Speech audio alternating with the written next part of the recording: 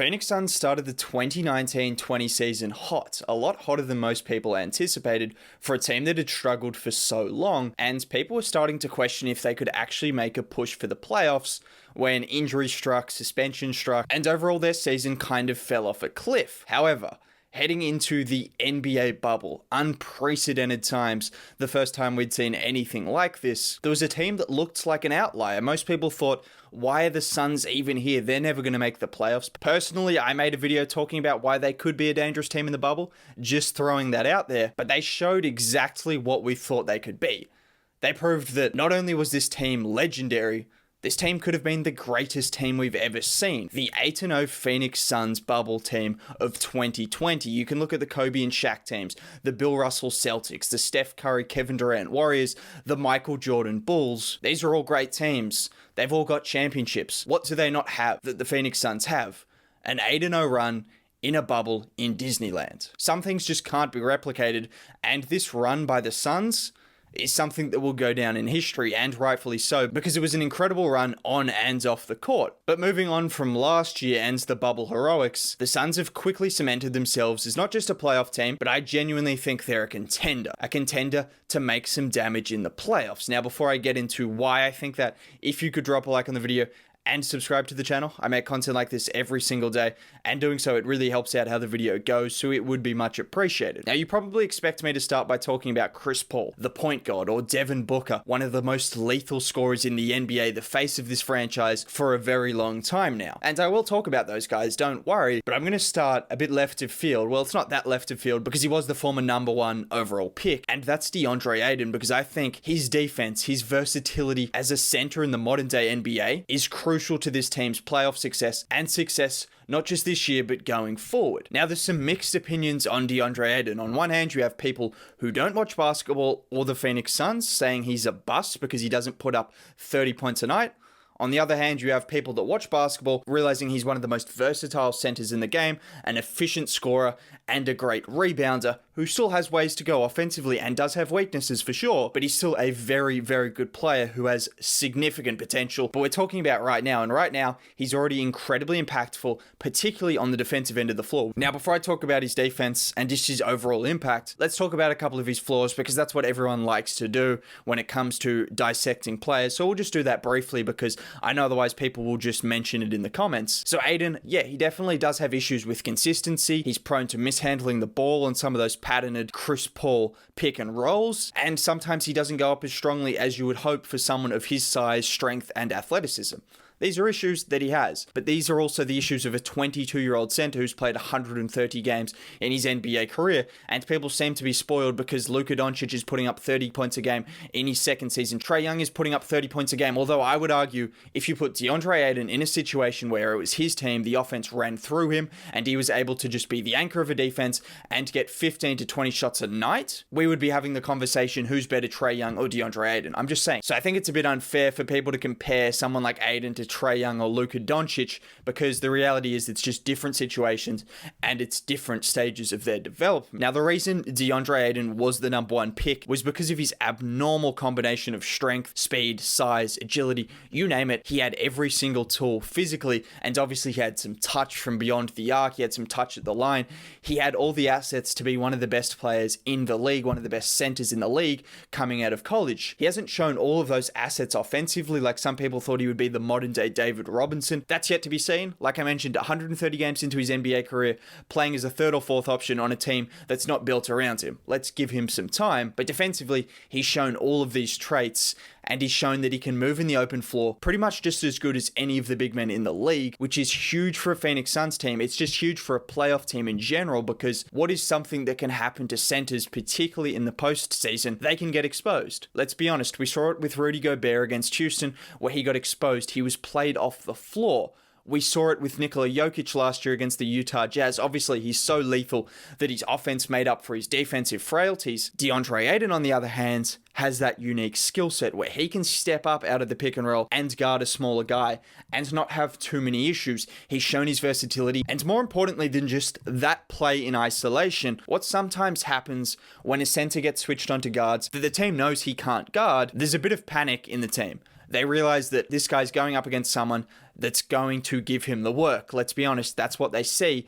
And then everyone starts to scramble. They try to double team the guard. All of a sudden, it leaves a wide open shooter, leaves someone open in the lane, etc., etc. This often happens when there's a mismatch. With Deandre Ayton, the Phoenix Suns don't have to panic. Maybe eventually they'll double team if they feel the need to, but most of the time they'll just let him switch onto a smaller player and go to work. Now, another thing I like about Ayton is his ability to match up on certain players. I've watched most of Zion Williamson's games this year, and I'd say the defender that's probably defended him the best, particularly one-on-one, because often there's absolutely no answer for him one-on-one, is Deandre Ayton. He's got that length, he's got the strength, and he's got the ability to move his feet laterally, which really helps against someone like Zion, who's such a unique talent. Ayton is probably the best player I've seen guard him, because if he gets blown past, he can recover and block his shot, or he can bang down low with Zion in the paint because of his strength. I've also seen him disrupt Nikola Jokic due to his length, his strength, all of those factors on the boards, out-rebounding him. Deandre Ayton has had the edge over certain matchups, or at least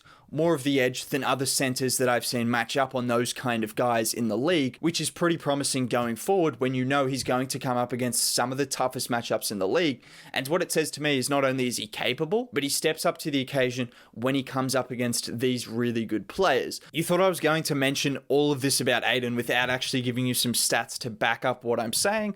Well, he's the backbone of the 7th ranked defense in the NBA. Plus, he's keeping his opponents over 2% under their average field goal percentage, which I don't read too much into because it's a pretty strange stat that obviously is very hard to measure because you don't know who they're up against, etc., etc. But all you need to know is Deandre Ayton is a versatile center that can guard inside and can switch onto small players on the perimeter, which is particularly effective come playoff time for a big to be able to do. But enough about Ayton, let's talk about the guard combo that are going to be the catalysts for the Suns offense going forward. Now, this is a Suns offense that is currently ranked 8th in the league, which makes the Suns one of the 3 teams to be ranked top 10 in defensive and offensive rating, alongside the Milwaukee Bucks and the Utah Jazz. Pretty good company to be in. So the Suns, from that aspect, seem legit. We know they're legit, but the stats back it up as well. CP3 and Devin Booker, they're just kicking into gear now, and I think they've got another gear to hit before the playoffs start, which is honestly pretty scary, because you see one night it's Devin Booker is dropping 40, the next night Chris Paul is dropping 15 and 15,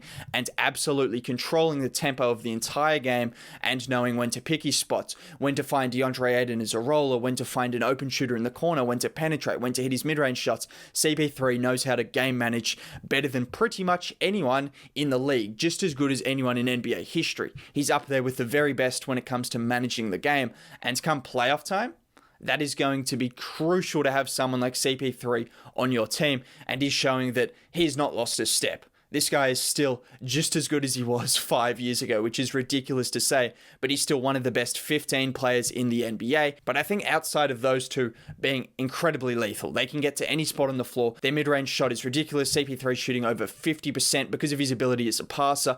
It's just so threatening that he gets those open mid-range shots, which is a bad shot to let him take because it's money from there. Devin Booker's a good mid-range scorer. He's a 3-level scorer. We know exactly what he is. Outside of those two just being lethal, the Suns as a whole, if you've watched Phoenix this season, you would know that their ball movement is really nice to watch, and it would seem like they're a really heavy 3-point shooting team. At least that's what I've thought when I've watched them, but in reality, they've got a perfect balance. Some nights they'll go up against a team like Boston, for example, a few weeks ago, and they'll struggle from beyond the arc. They shot 28% that night and made 9 less threes than the Celtics, but what they were able to do was control the boards and the paint and win that game. Or in a recent game that we just saw against the Pelicans, they shot lights out from 3. They were moving the ball amazingly. I mean, it was the Pelicans who have terrible defense, but they exposed that. That's what the Phoenix Suns were able to do. They were able to game plan. Against the Celtics, they were able to take advantage of a team that was a bit smaller. Against the Pelicans, they were able to take advantage of a team that has no perimeter defense. This is what you want from a team in the playoffs, to be able to make the most of their situational advantage, and that's exactly what Phoenix have done on multiple occasions throughout the season. A few other notes on the Suns is is obviously their wing depth. Cam Johnson is a much improved defender. He started the season as an absolute lights out shooter, and since then he's cooled off. We still know he's a pretty reliable shooter and a pretty good defender. You've then got Jay Crowder, who's proven it in the playoffs last year or throughout his career that he can be a good playoff player who can guard threes and fours and knock down the three ball. And then, of course, Mikal Bridges is the best of them all. If you want him to guard that team's best scorer who happens to be a two guard, or if you want him to guard the three on the other team, it doesn't matter. He's going to do a very good account of it, and he's going to be one of the best defenders on the floor at all times. Mikal Bridges is a phenomenal defender and a phenomenal player. You then mix this in with Ayton, like I said, who can match up on a number of different players come playoff time. Bigs, smaller guys, fours, fives, it doesn't matter. Deandre Ayton has the versatility and the strengths to match up on all of those different players, and all of a sudden you have, like I mentioned, a top 10 defense. But another aspect of the Suns defense that I really like isn't just their individual defenders, but it's their defense as a whole and their concentration, their ability to make the right rotations. They don't often seem out of place like you see with a lot of teams, and it's shown by them not giving up many three-point shots because you see them consistently make the right rotations. They don't ever have to double team, like I mentioned with Deandre Ayton. You've got someone in him who you don't have to come out to the three-point line and double team a guard when he's switched up onto them. That really helps their ability to defend beyond the arc, their switchability with their wings and their guards and now their big man as well. That helps their three-point defense and just their concentration, their ability to not lose sight of their opponent and consistently make the right rotations. It makes for a really tough matchup for teams trying to shoot the ball from beyond the arc. Oh yeah, and there's obviously going to be the notion, will they be able to do it in the playoffs? I mean, they went 8-0 in the bubble. You could say their expectations for the bubble weren't that high to start the bubble, but after you win 6 games in a row, the last couple of games become pressure games, and they showed they could prove it. Devin Booker is not going to have any troubles in the playoffs. Chris Paul, we know what he is. Jay Crowder, we know what he is. Deandre Ayton, I think he'll be fine. Mikal Bridges, I don't have too many concerns with them in the playoffs. Whether they'll be able to get over the edge of a Clippers or a Lakers or a Jazz team, that's yet to be seen. But I do know that they're not just going to collapse because they're a young team that haven't experienced the playoffs before. I see this Phoenix Suns team having no troubles translating their game style to the playoffs. Everything they're doing stylistically, they've got 2 star players in Devin Booker and Chris Paul. They've got fantastic defenders and a fantastic defense. Chris Paul movement offensively, versatility at different positions, and all of these things lead me to believe this team is built for the postseason and built for the playoffs when they inevitably make it. Other than that, that's all I've got to say. Have a good day. Catch you next time.